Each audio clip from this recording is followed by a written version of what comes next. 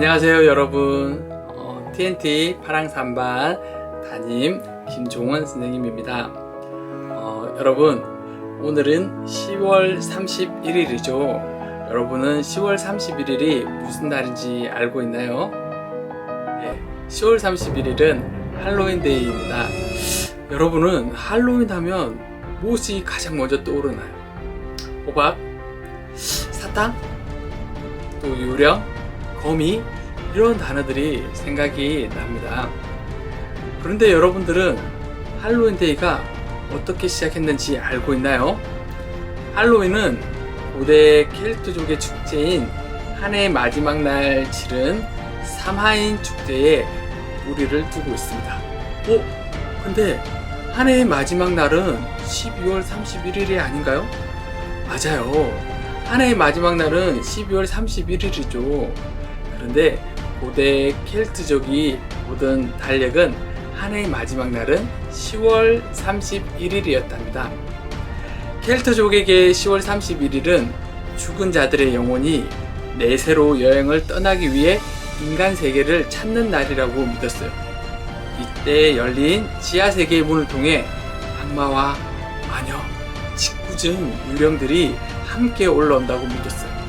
그래서 켈트족은 이날에 음식을 차려 죽음의 신에게 제사를 드리고 죽은 자들이 자기를 해하지 못하도록 유령과 귀신보다 더 무섭게 분장을 하기도 했답니다. 그럼 고대 켈트족의 사마인 축제가 헬로윈으로 그대로 이어져서 내려온 것일까요? 여기에는 로마의 카톨릭이 켈트족의 사마인 축제와 연결이 됩니다. 켈트족은 과거 초기 로마를 7개월 동안 점령하기도 할 정도로 아주 힘이 센 민족이었어요.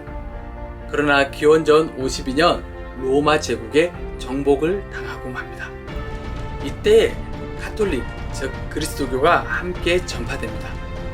하지만 켈트족의 여러 문화와 종교의식은 가톨릭과 맞지 않는 것이 아주 많았어요. 사마인 축제도 마찬가지였죠.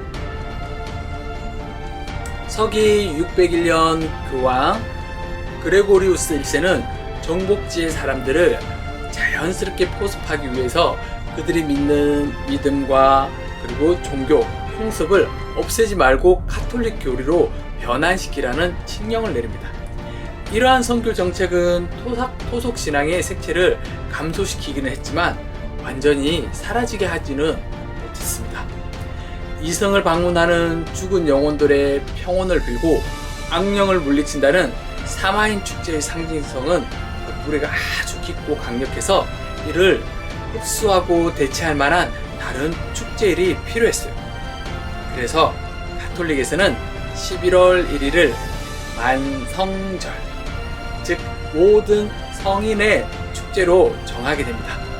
여기서 성인은 선생님과 같은 어른을 말하는 것은 아니고요.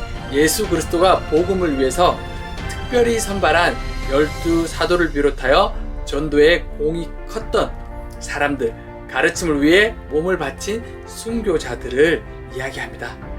만성절은 영어로는 All Saints Day라고 하고 일반적으로는 할로마스라고 합니다. 여기서 할로우는 성인을 나타냅니다. 그러나 사마인 축제는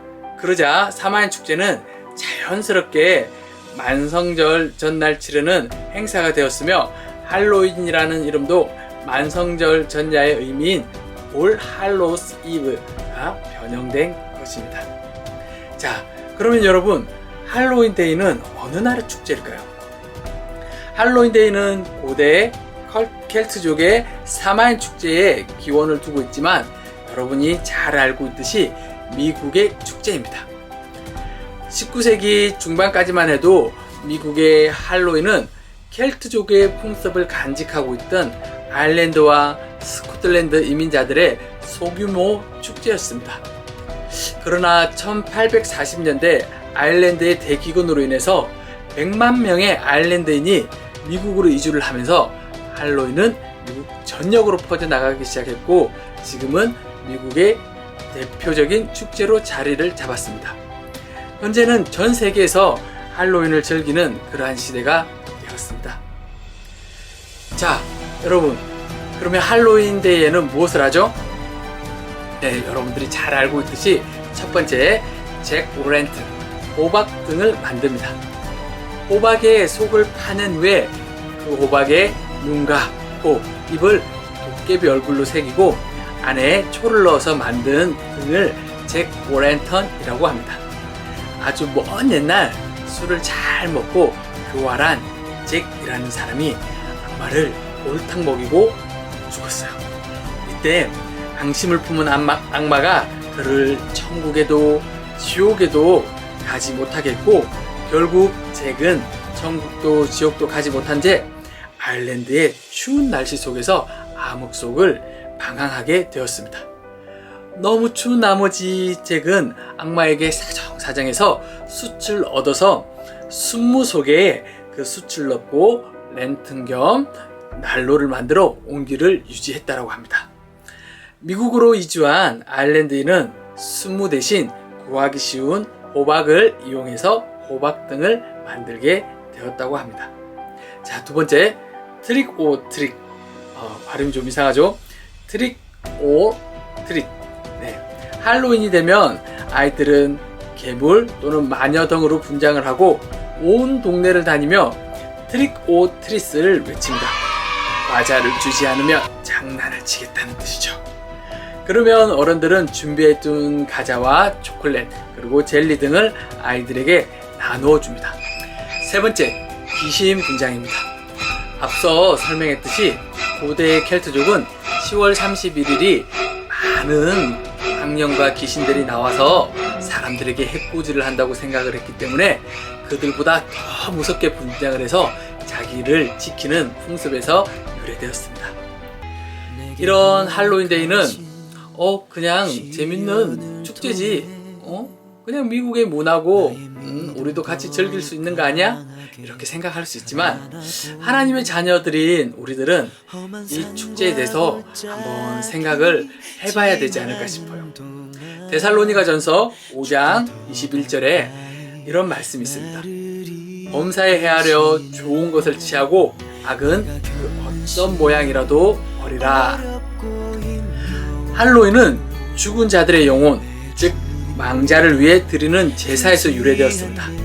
이 할로윈은 상업주의를 힘입어 전 세계로 퍼져나가고 있습니다. 우리 주변에서 어디서나 할로윈과 관련된 물건을 쉽게 구할 수 있습니다. 그러나 여러분 한번 생각해 봅시다. 할로윈이 하나님이 과연 기뻐하시는 모습일까요?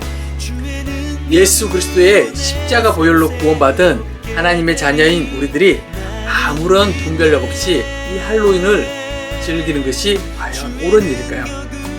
성경에서는 분명히 말하고 있습니다. 악은 그 모양이라도 버리라 라고 말입니다. 여러분, 10월 31일은 할로윈 데이이지만 이날은 바로 종교개혁 기념일이기도 합니다. 먼저 종교개혁이라는 것이 무엇일까요? 종교개혁은 16세기, 17세기에 유럽에서 일어난 로마 카톨릭 교회의 잘못된 점을 바로잡기 위해 일어났던 개혁운동입니다. 당시 교황 레오 10세는 재위 기간 중에 성 베드로 대성전을 건축하기 위해 돈을 마련해야 됐습니다. 이 돈을 면죄부를 팔아서 충당하게 됩니다. 면죄부라는 것은 여러분이 지은 죄가 이 면죄부를 사면 죄가 사해진다는 것입니다. 성경 어디에도 그런 말은 없죠. 하지만 당시의 성경은 라틴어로 되어 있었고, 그리고 그 성경은 극소수의 성직자들만 볼 수 있습니다. 그래서 대부분의 평민들은 성경을 볼 수 없었기 때문에 그 교황의 말이 맞는 말인지 틀린 말인지 사실 판단하기가 힘들었습니다. 하지만 이 교황의 면죄부 판매하는 것을 반대하고 나선 사람이 있었습니다. 그 사람이 누구일까요? 그 사람은 바로 독일의 한 대학에서 신학을 가르치던 마르틴 루터였습니다. 1517년 10월 31일 루터는 교회의 잘못된 점을 95가지를 적어서 템베르크 교회의 문에 붙였습니다. 이것이 바로 루트의 95개조 반방입니다. 이것은 성경의 건의와 하나님의 은혜, 예수 그리스도를 향한 믿음을 회복함으로써 변질된 교회를 새롭게 개혁한 신학운동이었습니다. 그 이후로 우리는 10월 31일을 종교개혁 기념일로 지키고 있습니다. 또 한 명 소개할 종교개혁자가 있는데요. 이 사람은 바로 체코의 얀 후스입니다. 얀 후스는 체코의 기독교 신학자였으며 종교개혁가였습니다. 그는 로마 가톨릭 교회의 지도자들의 부패를 비판하다가 1411년 교황 요한 23세에 의해서 파문당하고 1415년 화형에 처해졌습니다. 하지만 그가 죽은 후에도 그의 사상과 신앙이 루트 등 종교개혁자들에게 이어지게 됩니다. 사랑하는 우리 어와나 TNT 파랑산반 클럽은 여러분은 10월 31일이 어떤 날인가요? 여러분에게 어떤 의미가 있는 날이죠? 할로윈보다 지금의 기독교가 있게 한 종교개혁의 역사와 의미를 되새겨보는 날이 되어야 하지 않을까요? 여러분에게 소개하고 싶은 꽃핀이 하나 있습니다. 자, 이 꽃핀이 잘 보이시나요? 이 꽃핀은 캐나다 밴쿠버에 본부를 두고 있는 차정호 목사님께서 대표로 사역하고 계신 그리스도의 계절이라는 선교에서 2017년 종교개혁 500주년을 맞아 제작한 꽃핀입니다. 이 꽃핀에는 5가지 의미가 있습니다. 첫 번째, 오직 성경. 두 번째, 오직 은혜. 세 번째, 오직 믿음. 네 번째, 오직 그리스도. 마지막으로 5번째는 오직 하나님께 영광입니다. 각 꽃잎의 모양은 양각 나팔을 상징하고 있으며 성경에서 선포, 그리고 깨우침, 승리, 찬양을 의미합니다. 꽃잎색인 보라색은 하나님의 권위를 나타내고 가운데 왕관은 예수님만이 우리의 주인이심을 뜻합니다. 사랑하는 우리 파랑산반 클럽은 여러분, 이 꽃잎을 여러분의 단복이나 가방에 달아 꽃잎의 의미를 꼭 기억했으면 좋겠습니다. 성경을 읽고 묵상하며 암송하는 여러분께 하나님께서 솔로몬에게 주신 지혜를 주시고 악한 것과 선한 것을 분별할 수 있는 영적인 분별력을 주시기를 기도합니다. 그리고 이 꽃잎과 함께 선생님이 초콜릿과 젤리 그리고 달콤한 과자를 준비했습니다. 할로윈데이 때 어린이들에게 이런 사탕과 초콜릿, 젤리 등을 주는 그런 문화가 있지만 선생님은 할로윈이라서 준비한 건 아니고요. 여러분들이 이 달콤한 과자, 초콜릿을 먹으면서 여러분이 읽고 여러분이 암송하는 이 말씀이 정말 꿀송이보다 더 달달하는 것을 여러분의 인생에서 꼭 경험했으면 좋겠습니다. 성경을 읽을 때 많이 따분하고 지루하고 힘들기도 하죠. 선생님도 그랬던 것 같아요.